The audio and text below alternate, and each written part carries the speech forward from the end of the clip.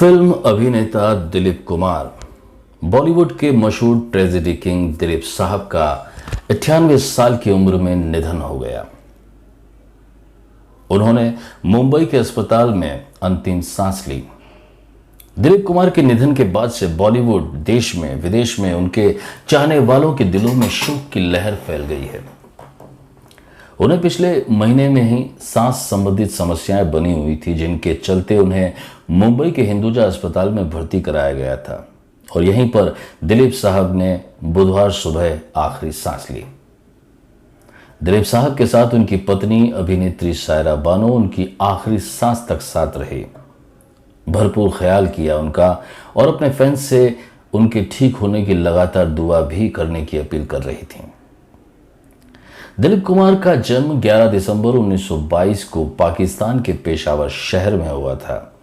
उनका असली नाम मोहम्मद यूसुफ खान था। उनके पिता का नाम लाला गुलाम सरवर था, जो फल बेचकर अपने परिवार का खर्च चलाते थे। विभाजन के दौरान उनका परिवार मुंबई आकर बस गया। शुरुआती जीवन की बात करें तो दिलीप साहब का जीवन जो है वो तंग हाली में गुजरा।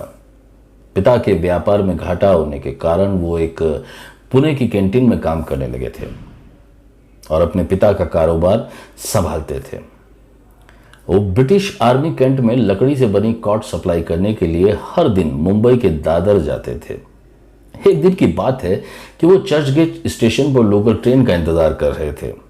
इसी दौरान उनकी पहचान के एक psychologist doctor Masani Bombay talkies की मालकिन देविका रानी से मिलने जा रहे थे और वो अपने साथ दिलीप साहब को भी साथ ले गए। दिलीप कुमार साहब को इस बात का बिल्कुल भी अंदाजा नहीं था कि यह मुलाकात उनकी जिंदगी बदलने वाली थी। बॉम्बे टॉकीज की मालिकिन देविका रानी को दिलीप साहब बहुत पसंद आए और उन्होंने 1250 रुपए की सैलरी पर कंपनी के साथ उन्हें साइन कर लिया और उन्होंने ही यूसुफ खान को अपना नाम बदलकर दिलीप कुमार करने की सलाह दी और बाद में उन्हें फिल्म ज्वार भाटा में बतौर लीड हीरो साइन किया। इसी दौरान दिलीप साहब की पहचान अशोक कुमार से भी हुई। ये दोनों शुरुआती दिनों में दिलीप कुमार साहब के सबसे करीबी रहे थे। शुरुआती कुछ फिल्मों के न चलने के बाद दिलीप कुमार को पहली बड़ी पहचान मिली उनकी सुपरहिट फिल्म जुगनू से, जो कि 1947 में रिलीज हुई थी और बॉक्स ऑफिस पर इसने कामयाबी के झंडे गाड़ दिए थे। इसके बाद 1948 में उनकी दो बड़ी हिट फिल्में शहीद और मेला। 1950 के शानदार दशक में उन्होंने महबूब खान की फिल्म अंदाज में काम किया, जिसमें वो राज कपूर और नरगिस के साथ दिखे थे और इसके साथ ही इसी दशक में उन्होंने एक से बढ़कर एक हिट फिल्में दी। जोगन, बाबुल, हलचल, दीदार, देवदास, नया दौर और मधुमती। और देवदास के रोल के लिए तो उन्हें आज भी जाना जाता है और इस दौरान कई इमोशनल फिल्में करने की वजह से ट्रेजेडी किंग का खिताब उन्हें नवाजा गया। लेकिन कई सारी इमोशनल फिल्म करने की वजह से दिलीप साहब कुछ दिनों के लिए डिप्रेशन का शिकार भी हो गए थे। फिर उन्होंने अपने साइकियाट्रिस्ट की सलाह पर कुछ हल्की फुल्की फिल्में की, जिसमें राम और श्याम, जिसमें उनका डबल रोल था, आज भी दर्शकों को गुदगुदाने में सफल साबित होती है। 1970, 80 और 90 के दशक में उन्होंने कुछ कम फिल्मों में काम किया और इस समय की फिल्में थीं क्रांति, विधाता, दुनिया, कर्मा, इज्जतदार, राजकुमार साहब के साथ सौदागर और 1998 में बनी फिल्म किला उनकी बॉलीवुड की आखिरी फिल्म थी। उन्होंने रमेश सिप्पी की फिल्म शक्ति में अमिताभ बच्चन के साथ काम किया और इस फिल्म के लिए उन्हें फिल्म फेयर पुरस्कार भी मिला।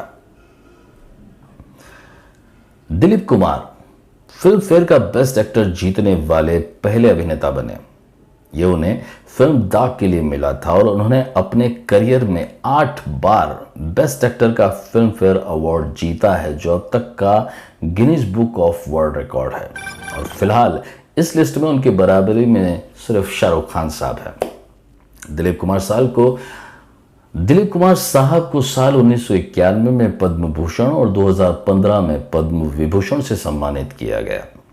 1994 में दादा साहब फाल्के अवार्ड से नवाजा गया और 2000 से 2006 तक वो राज्यसभा के भी सदस्य बने रहे। 1998 में पाकिस्तान के सर्वश्रेष्ठ नागरिक सम्मान निशान इम्तियाज से भी सम्मानित किए गए। दिलीप साहब की शादी अभिनेत्री सायरा बानो से 1966 में हुई और विवाह के समय दिलीप कुमार 44 साल के थे और सायरा बानो उनकी आधी उम्र की यानी कि 22 साल की थी। दिलीप साहब के जाने पर हम सभी शोकमग्न हैं। हर जगह दुख की लहर छाई हुई है। उनके जाने के बाद एक जगह थी जो कि पूरी तरह से खाली हो गई है, क्योंकि अभिनय सम्राट दिलीप कुमार साहब की जगह न कोई भर सकता है, न कभी भरी जा सकती है। सदी के महानायक अमिताभ बच्चन ने दिलीप साहब के निधन पर लिखा है कि दिलीप कुमार साहब के रूप में अभिनय जगत की एक पूरी की पूरी संस्था चली गई है और भारतीय सिनेमा का इतिहास जब भी लिखा जाएगा वो हमेशा दिलीप कुमार से पहले और दिलीप कुमार के बाद लिखा जाएगा। कहते हैं कि कलाकार कभी नहीं मरता दोस्तों, कलाकार हमेशा अमर रहता है। जिस्मानी तौर पर इस दुनिया को छोड़ के जाने के बाद भी अपनी कला के जरिए वो लोगों के दिलों में जिंदा रहता है। दिलीप कुमार साहब अभिनय जगत के एक ऐसे कोहिनूर जिन्हें बुधवार सुबह हमसे छीन लिया गया, लेकिन जब तलक ये दुनिया है तब तलक दिलीप कुमार साहब का नाम अभिनय जगत में आदर और सम्मान के साथ लिया जाएगा, क्योंकि वो अपनी कला, अपने बेजोड़ अभिनय के जरिए हमारे दिलों में अमर हो गए हैं।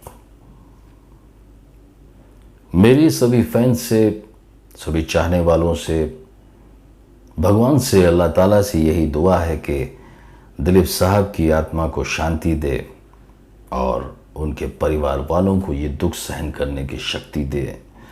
दिलीप कुमार सदियों में एक पैदा होते हैं, उनके जैसा न कोई था, न है, न होगा।